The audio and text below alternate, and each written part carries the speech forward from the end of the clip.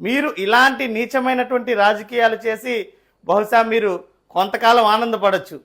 కానీ నేనంటే ఏందో తెలిసినటువంటి ప్రతి ఒక్కరికి కూడా నేను ఏ రకమైనటువంటి మాట తీరును ప్రదర్శిస్తాను, ఏ రకమైనటువంటి సిద్ధాంతాలతో మాట్లాడతాను, ఏ రకమైనటువంటి సద్విమర్శలు చేస్తాను అని తెలిసిన ప్రతి ఒక్కరు కూడా మీ కుట్రలను అర్థం చేసుకోగలుగుతారు. కాబట్టి మీరు నన్ను మానసికంగా దెబ్బతీస్తే ఏదో నేను ఆగిపోతానని మీరు మాత్రం భ్రమపడాల్సిన పని లేదు. మీరు చేస్తున్నటువంటి ప్రచారాలు ఇంతకు 100,000 రెట్లు చేయండి, నాకు ఎటువంటి అభ్యంతరమూ లేదు.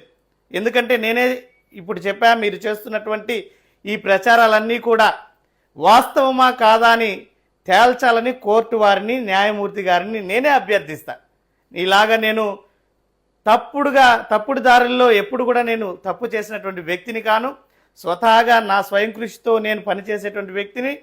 నేను ఇతరుల సంపాదన మీద కానీ, ఇతరులను బ్లాక్మెయిల్ చేయడం కానీ, కన్నబిడ్డని తల్లికి వేరు చేయడం కానీ, ఆడవారిని బ్లాక్మెయిల్ చేయడం కానీ, లేదంటే నీలాగా బ్లాక్ టికెట్లు అమ్ముకోవడము, ఇలాంటి పనులు నాకు తెలియదు. నాకు తెలిసిందల్లా సిద్ధాంతాలతో, భావాలతో పనిచేయడం. విద్యార్థి దశ నుంచి నేను రాజకీయ పోరాటాలు చేస్తున్నటువంటి వ్యక్తిని. నా గురించి నీకు ఆల్రెడీ బాగా తెలుసు, పవన్ కళ్యాణ్ గారికి కూడా తెలుసు నా గురించి బాగా. ఏ రకమైనటువంటి నీచ రాజకీయాలు చేస్తున్నావో నీకు తెలిసి ఈ రకమైనటువంటి దుశ్చర్యకు పాల్పడ్డావు. కానీ దీంట్లో ఎటువంటి మానసిక వేదనకి కానీ, భయానికి కానీ నేను లోనయ్యేటువంటి పరిస్థితి లేదు. త్వరలోనే వాస్తవాలని బయట పెడతాను.